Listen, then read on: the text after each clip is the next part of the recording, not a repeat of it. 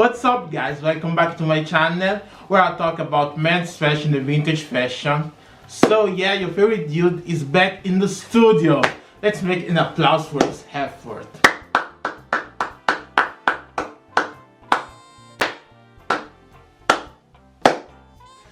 Yeah, I know it's been I think a month since filming in the studio, so this is the new studio for the time being, and I will be filming in the basement.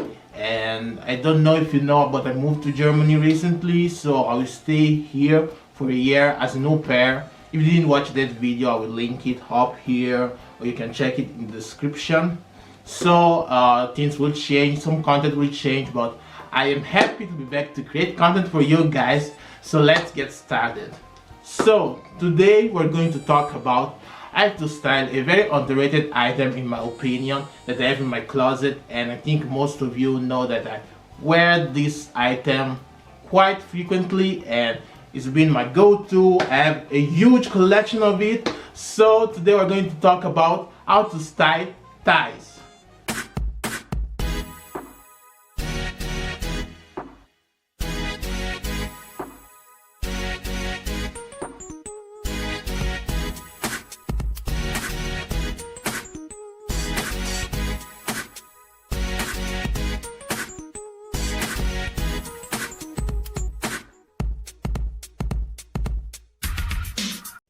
So let's talk about ties. I think it's one of the most underrated accessories that can make an outfit so dope in my opinion. Cousin Albert, he's the botanist. Oh, God. Yeah, botanists are such geeks. Yeah. That a dinosaur tie? Oh, yeah. They are not just an item used from gentlemen or used occasionally at the wedding of your cousin. You know, that cousin that you didn't see for centuries. In multiple times in the last decades, ties went in and out of fashion, and we're seeing a resurgence of the tie both in men's and women's fashion. In 2022, with brands like Ralph Lauren and Louis Vuitton having ties in their outfits on the runway, and various TikToks and reels with people showing how to style the ties that you can steal from your dad's or grandpa's closet. I'm surely one of those people. I used to steal ties from my dad, and I still do it until today. until today. The tie or necktie has its origins far back with the Croatian mercenaries in France during the 30 Years' War from 1618 to 1648. They wore traditional small neckerchiefs that Parisians were like, wait a damn minute, those neckerchiefs are très jolis. So Louis XIV started to wear a lace cravat in 1646 at 7 years old. So this little dude right here set the trend for the French aristocrats. This is major respect to the king, major respect. And then bada boom, the cravat trend became popular all around Europe. Then, during the 18th century, stocks took the cravat's place that are a small piece of muslin, plain weave, that is folded a few times around the shirt collar and secured with a pin. The ribbons were brought forward and tied in a large bow. In the end of the 18th century, cravats are back thanks to the macaronis, Englishmen that returned from their trips in Europe with the latest style from Italy. Now there is an interest on different ways to tie a cravat that started in 1818 with the Necklot Tania, I hope I pronounced it well, the style manual with 14 different ways to tie the cravat. During the Industrial Revolution, people wanted neckwear that was simple to wear and comfortable. So, after scarves and black stocks, the ascot tie came in, that was a staple for men at formal dinners and at races. In the 20th century, more precisely in 1922, a New York tie maker, Jess Langstoff, created his own tie with the method of cutting fabric and sewing it in three segments. And that is the tie that we still use today. In the 1930s, the tie evolved thanks to the creation of the Windsor knot, created by the Duke of Windsor that chose an extra wide knot. So ties got wider and shorter and they were made with thicker cloth. In the 1940s, tie became more colorful and bold. That was parallel with the start of the bold look after the Second World War. The belly warmer was created in this period, that is an extra wide tie that could reach 5 inches, with sometimes pin-up girls painted on the back of the tie. While in the 1950s the tie lost some popularity because mostly the youth were following other trends at the time, and usually ties became slimmer. In the 1960s, pop art exploded, and ties at pop art inspired designs. The keeper tie came back into popularity with the youth. It's a short tie that has bold and colorful designs and was invented by the British fashion designer Michael Fish in 1966. In the 1970s, ties became even bigger and more extravagant with synthetic fabrics. Another trend rised in this period, that is the bolo tie, a corded tie with an ornamental clasp that is usually tied with the Western culture. It has been around since the 40s, but when it was made the official neckwear in Arizona in 1971, the trend really started to expand. In the 1980s, ties became narrow, but also some were wider, and they became trendy again. The designs got even crazier, for example, pop culture, commercial products, cartoon characters, or with strange materials like wood or plastics, like the keyboard tie can be the perfect example of an 80s tie. So, in the 1990s, tie styles were similar to the ones of the previous decade, but were wider. And in 1999, something crazy happened. When Regis Philbin, host of Who Wants to Be a Billionaire, started his own trend when he wore a dark dress shirt with a shiny tie of the same color. So people started sending a lot of emails to get his look. And this happened for real, y'all. In the 2000s, ties went a bit out of style in the office environment with the novelty of the tie Tuesday, but they became popular in the alternative punk scene with acts like Billy Joe Armstrong, Avril Lavigne, and Gerard Way wearing ties as a fashion statement. Between 2008 and 2009, narrower ties started to become popular again. So now that we talked about the history and the origin of the tie, we're going to style it. Status of my relationship with ties is pretty flourishing.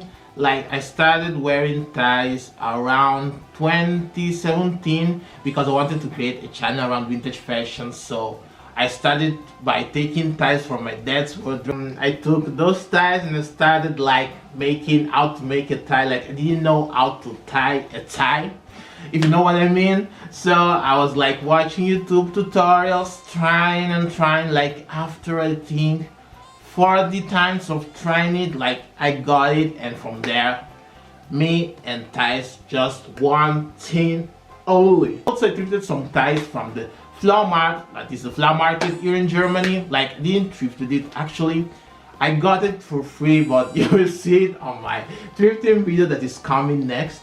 So you can style a tie in many different ways. You can style it with a button-up shirt, with a shirt, with the combo button-up shirt and overall. That combo it's 100% total fire. Like guys, you have to try this combo because it's pretty cool. Like honestly, I didn't see a lot of outfits with ties and overalls together, so I'm like, you have to try it. It's really good.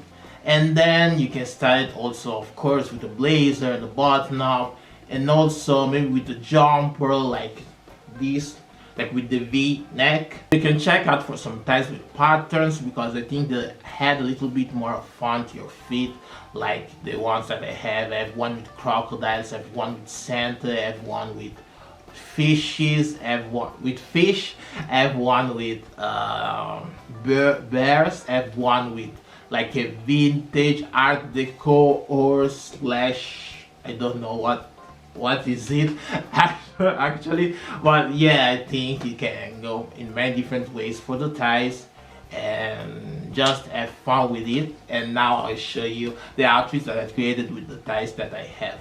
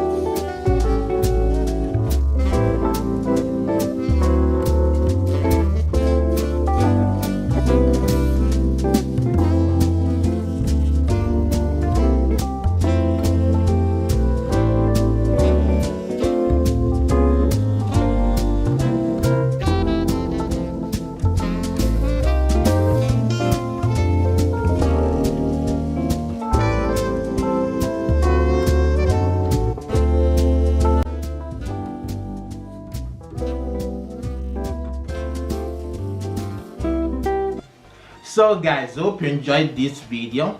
Like, comment, subscribe, hit the notification bell so you will know when I put my next video. And yes, I think my next video will be a thrifting video.